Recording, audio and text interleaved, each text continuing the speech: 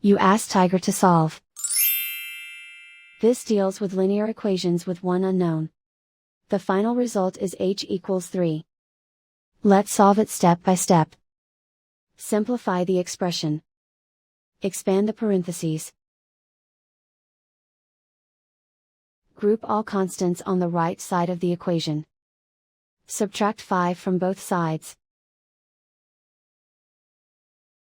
Simplify the arithmetic.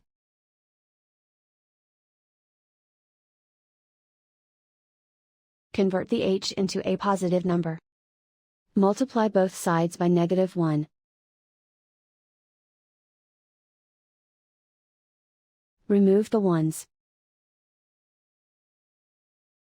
Simplify the arithmetic. And so the final result is h equals 3.